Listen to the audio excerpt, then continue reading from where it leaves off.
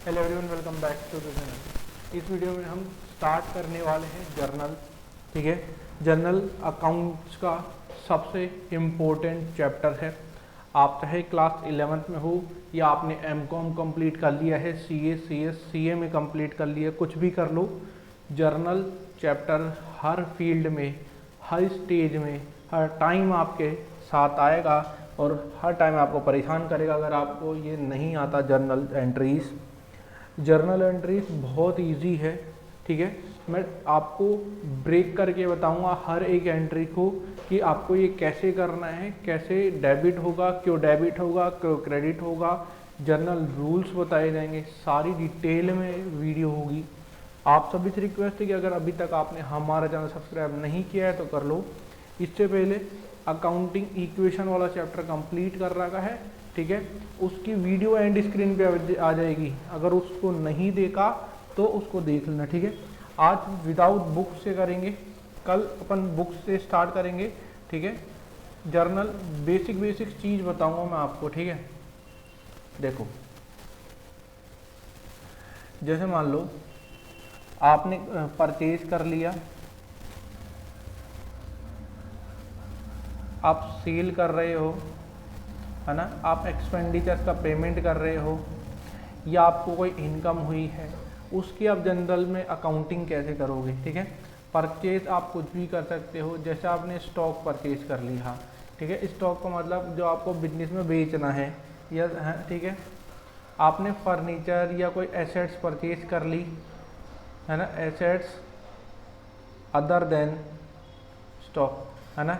जैसे मान लीजिए आपने मशीन परचेज कर ली जिससे आप क्या करोगे, प्रोडक्शन करोगे। फर्नीचर परचेज कर लिया अपने ऑफिस के लिए, एसी परचेज कर लिया, मोटर व्हीकल परचेज कर ली, तो वो स्टॉक थोड़ी है, वो तो आप इसके लिए रख रखे, वैसे आप बिजनेस कर रहे हो। ठीक है, 3 रूल समझ लो जनरल के। वैसे तो जैसे जैसे अपन करते चले जाएंगे ना आगे, वो आपके बस काम ही आएगा और कुछ ही नहीं आने वाला। देखो रूल, डेबिट द रिसीवर, जैसे मैं लिख रहा हूँ वैसे लिखना, और क्रेडिट द पेयर। ठीक है, debit the receiver, credit the pair. Debit करना है आपको एक्सपेंडिचर को और क्रेडिट करना है आपको इनकम को। ठीक है, तीसरा रूल, डेबिट करना है आपको एसेट्स को, परचेज को, है ना, क्रेडिट करना है आपको लाइबिलिटीज़ को, सेल्स को। ठीक है, ये 3 रूल याद रख लो, debit, receiver, credit, payer. Expenditures को डेबिट, क्रेडिट करना है आपको इनकम को, डेबिट करना है आपको एसेट्स को, परचेज को, क्रेडिट करना है आपको लाइबिलिटीज़ को और सेल्स को। ठीक है, ये इस रूल से ही मैं आपको बता दूंगा, पूरा का पूरा अपन जर्नल कंप्लीट कर लेंगे। ठीक है, देखो अकाउंटिंग इक्वेशन में बताया था ना कि बेसिक्स क्या है, कि कोई भी बिजनेसमैन, है ना, क्लास 11 आप ध्यान रखो, क्लास 11 में अपन प्रोपराइटर की अकाउंटिंग करेंगे, मतलब एक ही आदमी है, वही काम करेगा, वही सेल करेगा, परचेज करेगा, वही प्रॉफिट कमाएगा। ठीक है, वो अगर बिजनेस में क्या लगाता है, पैसा या कुछ भी चीज़ लगाता है, तो वो उसकी होगी कैपिटल। ठीक है, अब कैपिटल कैसे कैसे लगा सकता है, तो यहाँ पे आप पहला लिखिए, है ना, एंट्री फॉर बिजनेस स्टार्ट। ठीक है, अगर आप बिजनेस स्टार्ट करोगे तो उसके लिए क्या क्या एंट्रीज होगी, मैं टुकड़ों में जब भी तो बोल रहा हूँ आपको, मैं बाइफरकेट करके बताऊंगा, अलग अलग करके बताऊंगा। ठीक है, देखिए जी, देखिए, एक मिनट में ग्रीन कलर ले लेता हूँ। ठीक है ना, बिजनेस स्टार्ट विथ कैश। अगर आप ओनली कैश से स्टार्ट कर रहे हो तो उसकी जर्नल एंट्रीज क्या करोगे। ठीक है, फर्स्ट रूल क्या बताया था मैं, वही लगा दो। अच्छा, ये जो एंट्री है ना, ये तो आपको इतनी बार करोगे, आपको याद ही हो जाने वाली है, तो एंट्री करिए, कैश अकाउंट के बाद थोड़ा सा कम कर लेता हूँ इसको, 1 पॉइंट ज़्यादा है, डेबिट टू कैपिटल अकाउंट। अभी फॉर्मेट मैं बता नहीं रहा हूँ, नॉर्मल बता रहा हूँ आपको, ठीक है। फॉर्मेट सब अगली क्लास में डिस्कशन करेंगे। आप यहाँ पे देखिए, ठीक है, यहाँ पे लिख दीजिए 10,000, ऐसे जैसे मैं लिख रहा हूँ वैसे ही लिखना, 10,000 के नीचे 10,000 मत लिखना, आगे करके लिखना, ठीक है। अब क्या लिखोगे इसको, being business start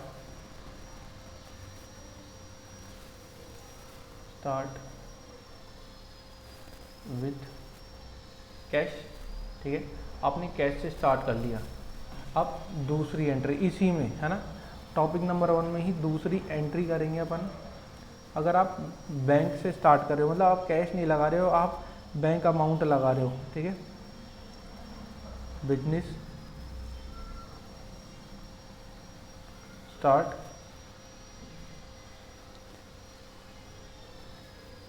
with cheque. अब ये ध्यान रखना, चेक को भी या डीडी को भी, कुछ भी आए उसको अपन बैंक से रिप्रेजेंट करेंगे, ठीक है। तो एंट्री कर लेंगे अपन, bank account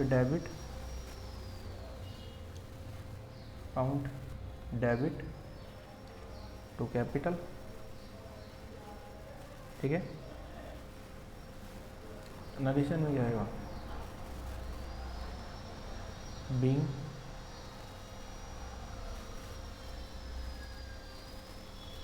business start with bank with cheque, ठीक है। देखो मैं आपको थोड़ा नॉर्मल तो बताता हूँ, जिस चीज़ से आपने स्टार्ट करना है उसको डेबिट कर देना है, ठीक है। कोई भी चीज़ हो जिससे आप स्टार्ट कर रहे हो बिजनेस को डेबिट करना, और अगेंस्ट में आपको लिखना है कैपिटल, समझ गए।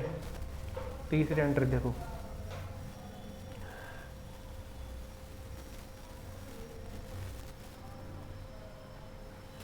बिजनेस स्टार्ट विथ कैश 10,000 रुपये, चेक 5,000 रुपये, ठीक है। वही नॉर्मल सा रूल, जिस चीज़ से आप स्टार्ट कर रहे हो उसको डेबिट कर दो। तो क्या करोगे आप, cash account debit, bank account debit to capital account. 10,000 रुपये कैश के सामने, 5,000 रुपये बैंक के सामने, और 15,000 रुपये कैपिटल अकाउंट। देखो ये जो साइड होती है ना, ये डेबिट साइड होती है, और ये जो साइड होती है ये क्रेडिट साइड रहती है, इसलिए डेबिट और क्रेडिट को अलग अलग लिखा जाता है, ठीक है। अब जो अपन ने ये लिखा है ना, ये दोनों, कैश अकाउंट डेबिट और बैंक अकाउंट डेबिट, तो ये डेबिट साइड होती है, डेबिट के लिए होती है, हाँ, जिसके आगे DR लिखा जाता है, और जिसके आगे 2 लिखा होता है वो होती है क्रेडिट, ठीक है। इसलिए वो क्रेडिट में अमाउंट हो जाता है, ठीक है। अब लास्ट एंट्री से समझो, 4 नंबर की entry, business start with cash 10,000, stock 15,000, cheque 5,000, furniture 10,000, ठीक है। जिस भी चीज़ से स्टार्ट करना है अपने को बिजनेस, उसको डेबिट कर देना है, ठीक है। अब तो फिर यहाँ मैं एंट्री कर देता हूँ, क्या लिखेंगे अपन, यहाँ पर लिखेंगे cash account debit stock account debit, account debit, ठीक है। Bank account debit, account debit, furniture account debit, furniture account debit, ठीक है। 10,000 रुपये आप स्टार्ट कर रहे हो कैश, 15,000 रुपये स्टॉक, तो कितना हो गया 25, 5,000 रुपये बैंक, 30 हो गए, और 10,000 रुपये आपकी क्या हो गई फर्नीचर। तो कैपिटल में कितना आ जाएगा, तो कैपिटल अकाउंट 40,000 बस, और कुछ भी नहीं। अब मान लो स्टॉक के साथ साथ आप फर्नीचर, टूल्स, कोई भी चीज़ के साथ बिजनेस स्टार्ट करोगे उसको डेबिट करोगे, और बाकी सबको क्या कर दोगे अपन, कैपिटल को क्या कर दोगे, क्रेडिट कर दोगे, ठीक है। समझ में आई आपको। अब पहली business start, entry for business start है ये कर दिए। अब अपन एंट्री करते हैं परचेज की, तो यहाँ पे लिखेंगे परचेज एंट्री, परचेज एंट्री, ठीक है। परचेज एंट्री देखो, जब अपन परचेज करेंगे, इसमें मैं पहले आपको ब्रीफ में दे देता हूँ। इसमें अपन परचेज करेंगे कैश में, ठीक है, परचेज करेंगे चेक से, ठीक है, परचेज करेंगे अपन क्रेडिट में। जब कैश से परचेज करेंगे तो आपको बताइए कैश आएगा, कैश अकाउंट डेबिट होगा और क्रेडिट होगा, ठीक है। यहाँ पे बैंक अकाउंट होगा, और अगर आप क्रेडिट में परचेज करोगे तो क्रेडिटर, एक मिनट स्पेलिंग गलत लिख दी क्रेडिटर की,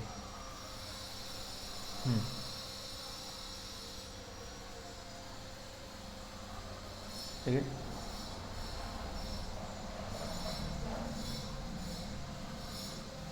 क्रेडिटर, ठीक है। अब देखो वही रूल समझो जनरल के, कि आने वाली चीज़ को डेबिट और जाने वाली चीज़ को क्रेडिट, ठीक है। अब समझो, अगर अपन परचेज करेंगे तो माल या स्टॉक अपने बिजनेस में आएगा, ठीक है। तो आएगा तो परचेज को क्या करना चाहिए, डेबिट करना चाहिए, ठीक है। अब देख दो, purchase for cash,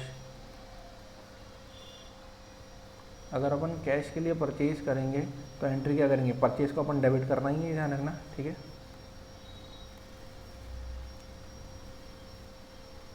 purchase account debit to cash account, ठीक है। आने वाली चीज़ को डेबिट, जाने वाली चीज़ को क्रेडिट, ठीक है। दूसरी एंट्री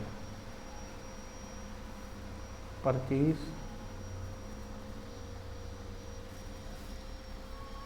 फॉर चेक, अगर आप चेक से परचेज कर लेते हो तो एंट्री क्या करोगे आप, पर एक सेकेंड ब्लू कलर ले लेते हैं, क्या हुआ, आया ही नहीं कहीं,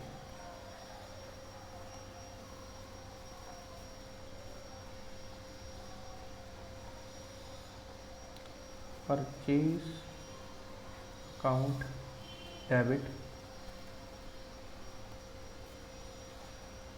टू बैंक अकाउंट, ठीक है।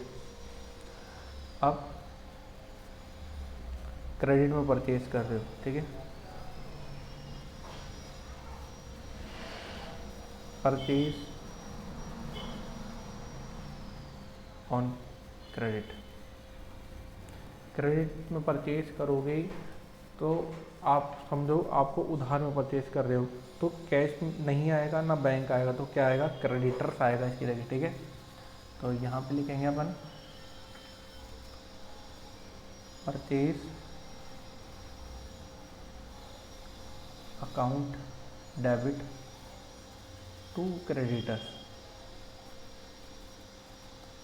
ठीक है। अच्छा, मैं अकाउंटिंग क्वेश्चन जब आपको पढ़ा रहा था तो एक रूल में बताया था आपको, ठीक है। रूल क्या था वो आप एक बार याद करो, देखो वो रूल क्या था, समझो। रूल, अगर मैंने परचेज किया कैश में तो कैश अकाउंट आएगा, ठीक है। बैंक से करा तो बैंक अकाउंट आएगा, ठीक है।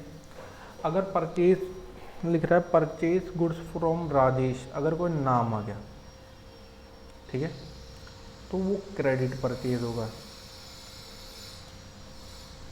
ठीक है। और डायरेक्ट क्रेडिट लिखा हुआ आ गया तो वो तो है ही। अगर नाम प्लस कैश दोनों आ गया तो आप कैश परचेज मानोगे, ठीक है, कैश परचेज मानोगे। अच्छा, बैंक आ गया और क्या नाम आ गया तो चेक से आप परचेज मानोगे, ठीक है। ये होती है परचेज की 3 एंट्री, इसके अलावा चौथी एंट्री होती ही नहीं है। अच्छा, टॉपिक नंबर 3 पे चलते हैं, सेल्स की एंट्री करने सीखते हैं, ठीक है। टॉपिक नंबर 3, अब चलते हैं सेल्स की एंट्री करने कि आप सेल्स को कैसे रिकॉर्ड करोगे जर्नल में। तो यहाँ पे लिखिए पहले सेल एंट्री, ठीक है।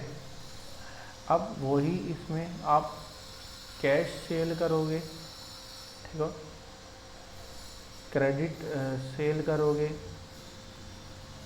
और चेक से सेल करोगे, ठीक है। चेक से जैसे मान लीजिए अगर आपने सेल करी और सामने आपको गूगल पे कर रहा है या पेटीएम कर रहा है या फिर फ़ोन पे कर रहा है तो ये सारे चेक के अंदर आएंगे, ठीक है। मतलब बैंक से होने होगा। क्रेडिट सेल डेप्टर्स के लिए होता है, ठीक है। डेटर्स के लिए क्रेडिट सेल होगा, डेटर्स को ही तो सेल करते हैं। आप ये ध्यान रखना परचेज की जैसा ही रूल है कि नाम आ जाएगा तो क्रेडिट सेल मानेंगे। अब पहली एंट्री समझो, कैश सेल, कैश सेल की एंट्री, ठीक है। यहाँ पे cash account debit to sale account, ठीक है। आने वाली चीज़ को डेबिट कर दिया, जाने वाली चीज़ को क्रेडिट कर दिया। सेल करेंगे तो गुड्स अपने पास से चला जाएगा। दूसरी entry,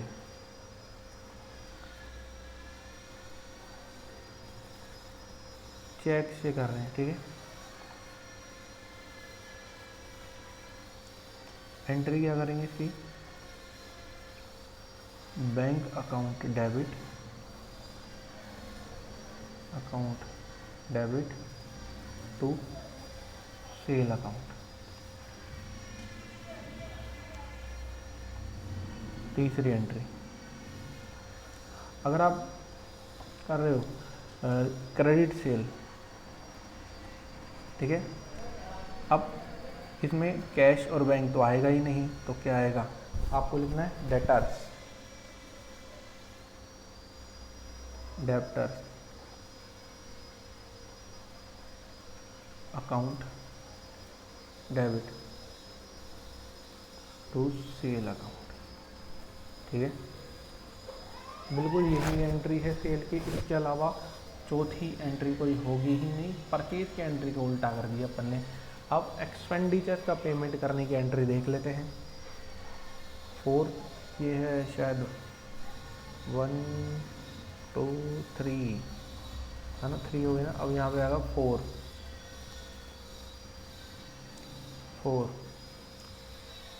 payment of expenses,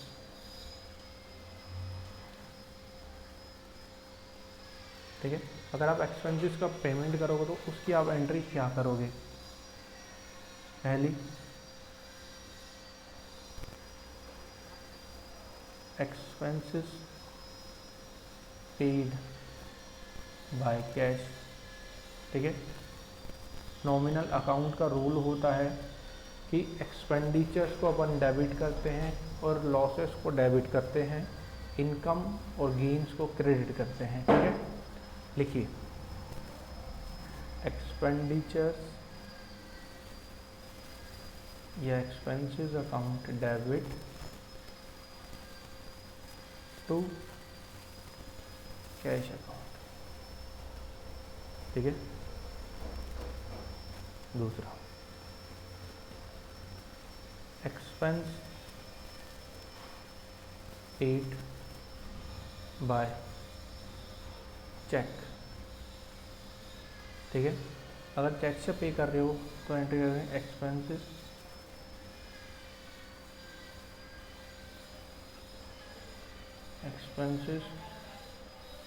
account debit to bank. अगर एक्सपेंसेस का पेमेंट अभी तक नहीं करा है तो पिछले वाले चैप्टर में हमने पढ़ा था आउटस्टैंडिंग एक्सपेंसेस, डिटेल में वीडियो आएगी उसकी, आप चिंता मत लो, ठीक है। अब आती है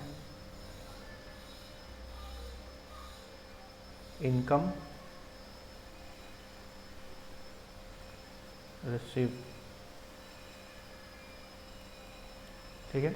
इनकम और एक्सपेंडिचर के लिए नॉमिनल अकाउंट का रूल लगता है कि इनकम को और गेन को आपको करना है क्रेडिट और एक्सपेंडिचर लॉसेस को करना है आपको debit.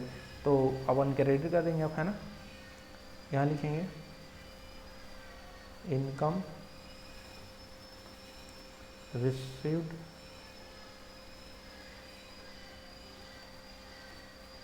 By cash,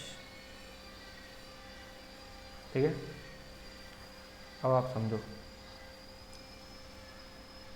cash account debit to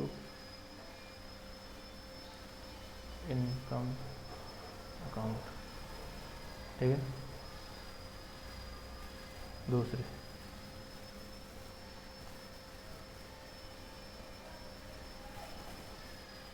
income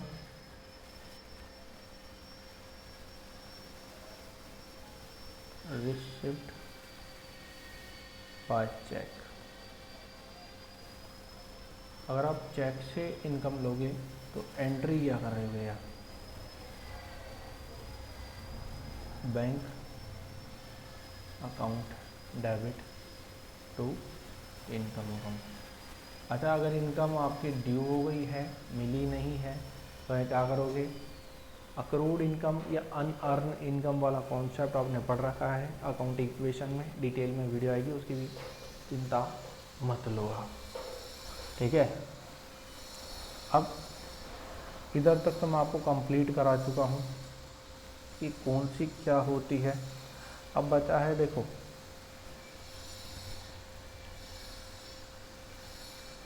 purchase return. मैं लिखाई देता हूँ परचेज रिटर्न की एंट्री।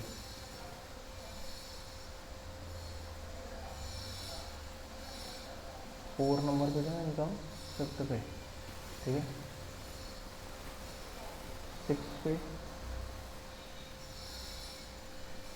परचेज रिटर्न, ठीक है। परचेज रिटर्न की आप एंट्री क्या करोगे, बिल्कुल इजी है, ठीक है।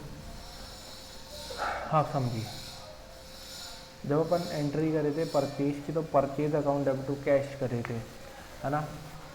अब अपन ने सेल कर दिया और उधार में सेल करा होगा तो पार्टी का नाम आएगा ना, तो यहाँ पे लिखो क्रेडिटर, यहाँ पे लिखे creditors account debit to purchase, ठीक है।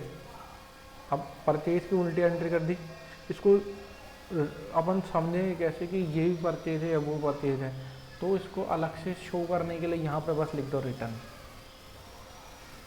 ठीक है। Creditors account debit to purchase है ही, सर इसको और अलग से शो करने के लिए रिटर्न लिख दो बस, और कुछ नहीं करना। 7th नंबर की एंट्री, सेल रिटर्न,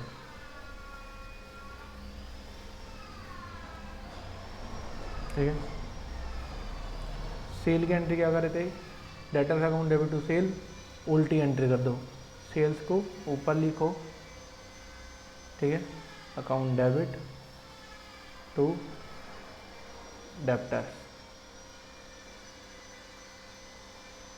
या कोई भी पार्टी है